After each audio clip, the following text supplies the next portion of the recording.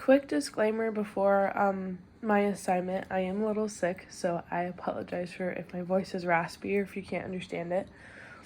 But this week in Module 6, we talked about exclusion and conformity. I really liked the idea of conformity when thinking about COVID-19 because in the readings it was talking about, or I remember in like the conformity video, it was talking about how not only do just like groups of people conform to each other's beliefs, even if they believe it is wrong, or maybe they don't know it's wrong, they want to be liked by each other.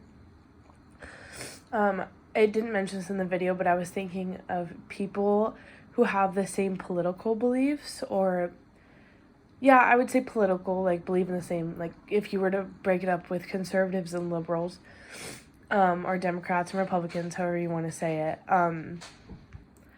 So people who are, I would say that lean more conservative / Republican. So like in the South, you see that they wear masks less, and they don't care much about the vaccine, nor do they believe in its effects or believe that COVID is actually a disease. Many of them think that it is a chip that the government's tracking them. Anyway, a lot of these people, I think, believe that they're against COVID, against the vaccine, because they've all conformed with each other on those beliefs. Even when they're, I've actually personally argued with someone that is has more conservative beliefs than me, and I have given them real life statistics and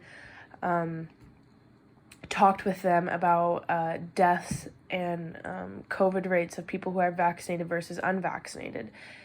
And even though I tried to explain to them that people who are vaccinated have a less likely chance of getting COVID, even though it still happens, and I myself got COVID and I was vaccinated at the time, which is why the person I was talking to doesn't believe in the vaccine. That's besides the note. So even after I gave this person many facts, many statistics of why they should be vaccinated, and that's my own belief, because the rates are lower, the only thing that they see, which is the stuff they read on Facebook, which is another thing I want to talk about, with all their fellow believers against the COVID vaccine, they see, well, you have the vaccine, and many people who have the vaccine still get COVID. But they don't understand that, yes, people vaccinated people can still get COVID, but it is not as likely, not nearly as likely as someone who is unvaccinated. And the reason why COVID is still spreading, even though I think it was like 90% of the population is vaccinated or are supposed to be vaccinated, even though COVID is still spreading and the cases are rising, it's because unvaccinated people can spread it to vaccinated people, unlike a vaccinated person spreading it to a vaccinated person is way more unlikely than the thing I mentioned before. That's besides the point. I just wanted to give that example, my personal example of me sharing real life statistics and someone who should believe it because what I'm giving them is real life data. They are not, because they have conformed to the ideals and norms of fellow community members that believe in what they believe.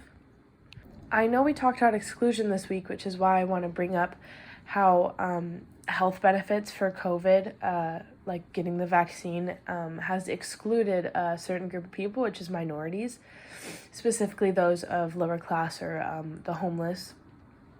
It is way harder for them to get the vaccine if they wanted it or even know much about the vaccine or its health benefits, because there's not a lot of resources offered to them. It especially impacts minorities that do not have access to healthcare. Many of minorities think that you have to have insurance to get the vaccine. That is not necessarily, you don't need insurance to have the vaccine. But a lot of people think that they have to pay and they need insurance, which is not readily, I would say, that's not readily information spread as much as I think that the government could have done on their part. And that's why I think that COVID has excluded that group of people. Also, I do want to mention minorities are the usually the population that needs their jobs the most, and they're on frontline jobs. And a lot of them are like landscapers or janitors or cleaning services, and all of that got just cut off during COVID. And so they could have gotten on unemployment, but they weren't working for main corporations where they could have gotten paid leave, or people of richer status who could pay themselves and just be fine. There was not a lot of options for them, which is why we are going into a recession, and it has started. I did want to bring that up. And real quick, before my time runs out, I want to take a step back to the conformity topic I was talking about before. In the reading, let's see what it was called. An analysis of Colin Kaepernick, Megan Rapinoe, and the national anthem protests. It says, furthermore, they used Facebook as a soapbox to levy judgment and display self-appointed knowledge. Those strong in nationalization believe their nation is better than others. All of that, I mean, I know that they were talking about the national anthem and signing up for Black Lives Matter. We can relate that to COVID because so many people who are not getting vaccinated and not wearing masks are very much into the nationalization and Go America and all of those kinds of things. And people who tend to believe in this strong sense of nation, which I'm not saying is wrong, but a lot of people who are not getting vaccinated and not wearing masks and who believe in these like strong nation beliefs are kind of doing the same exact thing that they were doing when they were commenting on Facebook about Colin and Megan about how they are anti-military and all that kind of stuff. Just kind of BS, to be honest. It doesn't really seem like that's fair to tell someone that they are doing something wrong by standing up for their own ethnicity. And it's the same thing with COVID.